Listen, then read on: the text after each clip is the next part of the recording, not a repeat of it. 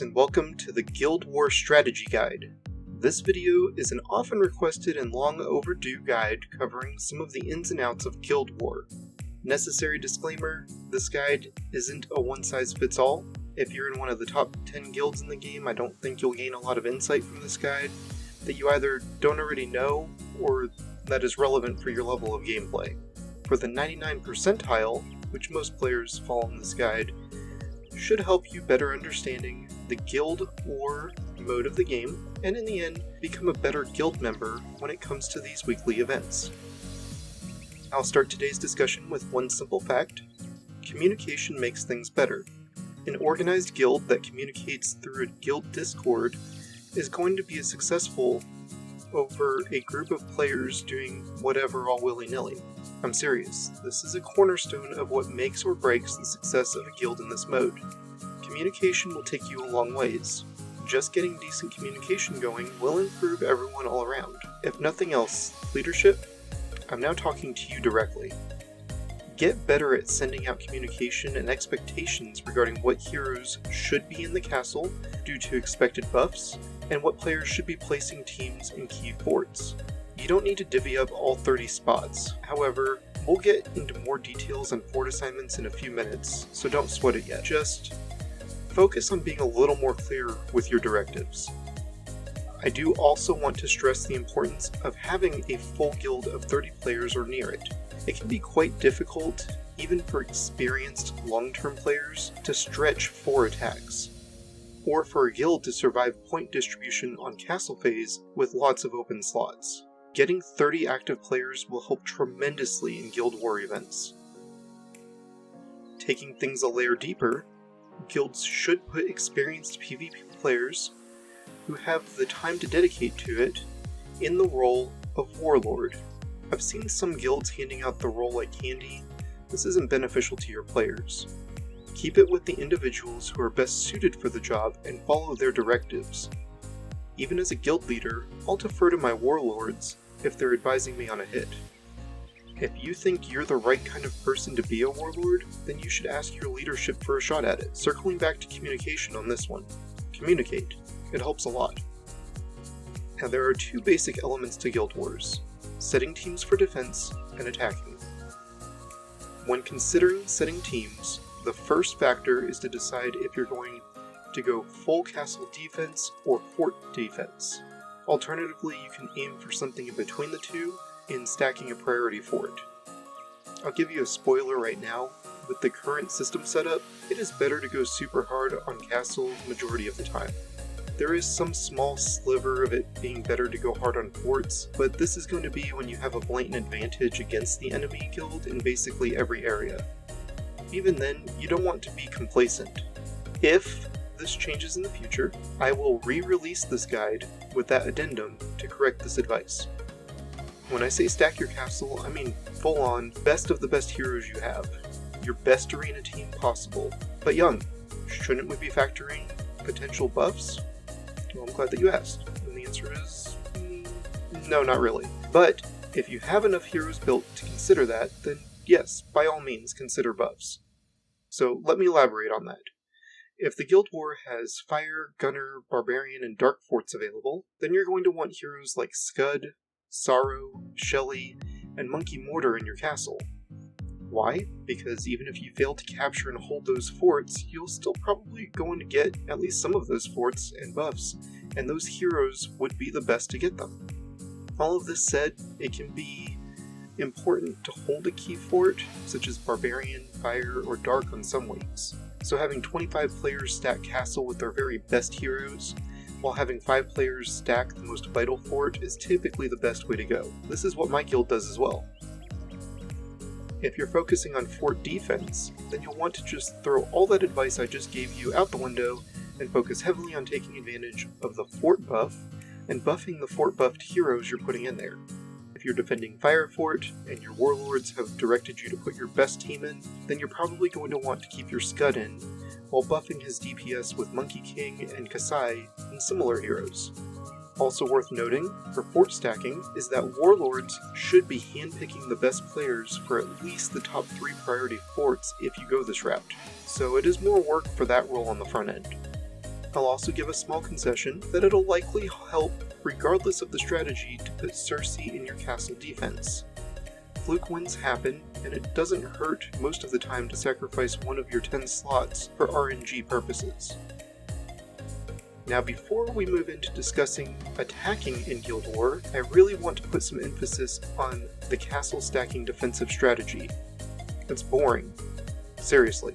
Some guilds do 3 wars of castle stacking and then a week of fort stacking just to mix things up and keep the game kinda fresh. I recommend doing this as well. It helps in the long run for maintaining player retention and avoiding burnout. I've been playing for a while at this point, and I try and find small things like this to help mitigate the burnout when I can. So, leaders, there's my 2 cents. Alright, shifting into attacks. This is where warlords are going to be the busiest, and where they can shine in the right circumstances. First, I'll address the players. If you find yourself logging in, clicking on the Guild War tab, looking through the forts and picking an opponent at random, then losing 2 out of 3 attacks, then doing the same thing on the castle phase, well, you're a bad guild member, and a bad team player. Now, I'm not trying to be overly critical, I'm being honest with you. You're not pulling your weight, nor doing your part, and it shows. What you need to start doing, from this moment forward, is communicating with your warlords on who to attack. Share screenshots showing potential matchups and compositions, and likely also using ×2 attacks. I'm going to let all of you in on a secret. ×2 attacks aren't terrible things, they aren't taboo, they're tools, so use them. Generally speaking, you'll take 1 hit with your strongest team against the enemy composition, and then scrape together a second team and utilize your ×2 attack to secure a second win. This is especially helpful in vital forts. Warlords, you need to be doing a better job of spotting players who are doing what I just mentioned and contacting them privately for coaching. This is literally part of your job, so please, make a little time and help them. It'll make your life a lot easier in the future. Some guilds are imbalanced with strong players and weaker players. I get it. Really, I do. Allow your warlords to direct strong players to stronger defensive teams and weaker players to quick attacks and easier hits. If you are in the top 15 in power in your guild and you're hitting subpar targets, you're doing a disservice to your guild as well. Know that some people feel uncomfortable with confrontation, and this doesn't have to be confrontational. You can even direct them to this video so they can hear me explain the why you're reaching out. Let me be the bad guy here. I'm fine with that. Now, digging deeper into warlord advice, I want to get into what you're looking at when you're seeing matchups. When you look at a matchup that has been shared to you, consider the composition of the defensive team and really focus on the debuffs. If an enemy has a lot of earth, then you may see a hit with a lot of fire heroes as looking relatively safe, but it isn't if the enemy also has Vlad, Kasume, and Dark Hunter in the defensive lineup. You need to stop your player from sending a fire mono team and instead rebalance their attack to include their own debuffers like Vlad, Kasume, Dark Hunter, and Thorn.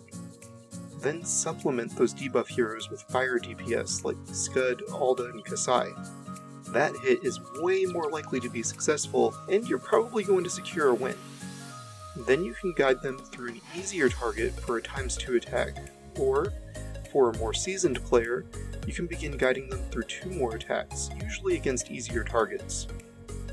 This is just one example, but you can swap out the types as necessary based on the actual situation and buffs that you're facing. Some important debuffers to keep in mind include Vlad and Kasume for their attack per second debuff, Dark Hunter and the elemental attack debuffers like Spark, Thorn, Tansu, and Amida, and critical attack debuffers in Shelly and Ice Cube. Manta should also be considered for her AoE debuff, especially if you're running a lot of AoE heroes. If you see these heroes in your enemy defensive lineup, reconsider if you're covering those debuffs adequately. After taking debuffs into consideration, you should then focus on maximizing your elemental advantages against your opponent. In particular, you should look to see what your opponent is running a lot of and use the opposite element. For example, if your opponent is running a lot of fire heroes, then you should run water DPS. While doing so, you can also safely run water DPS buffers like Barato. This same line of advice works for other elemental matchups too. If your opponent is running a lot of water, you could run Earth DPS, or for an opponent with a lot of light heroes, you should consider Dark DPS heroes. By playing and planning against your opponent's strengths, you can gain an edge over them. I'd also consider strongly the tank or tanks you're needing to get through in order to secure a win. An enemy gladiator would be susceptible to fire DPS heroes like Alda and Scud, and you can make the most of that elemental advantage in a situation like that. Be especially aware if your opponent overlooked adding in an important elemental debuff to protect their tank. Scud against an enemy gladiator who has a spark helping him is still a good matchup, but Scud against an enemy gladiator with no spark is tremendously better. Watch for mistakes from your enemies and take advantage of those. Finally, we come to the castle phase. If you went with the castle stack strategy, you may not have the easiest time getting in hits here, and I will assure you that it is very easy to overestimate your capabilities when hitting on the castle phase. This can be especially true against the top players. Look at the matchups carefully and make sure you're accounting for enemy debuffers. I will stress that weaker players should be getting their hits in as soon as possible when the castle phase opens up, and they should be taking advantage of the easiest targets and taking them out right away. This makes it so that the stronger players can better gauge how to split their heroes up for attacking the top end players, and then cleaning up something towards the middle with what they have left over. The same idea of 1 times 1 attack and 1 mediocre times 2 attack is still viable in castle phase. Keep in mind that a win on an attack is better than 3 losses, though 3 losses is better than not participating. I'll get off focus for a moment to mention that I invest a lot of my income into stocks and investments, and I often remind myself that guaranteed profit is guaranteed and that I need to stop being greedy, because when I get greedy I lose my money. Oh, wait, never mind, that is still very on topic. Can you see the alliteration between what I tell myself and what happens on Castle Day? Quit being greedy. Focus on the guaranteed where you can, and you'll find better end results.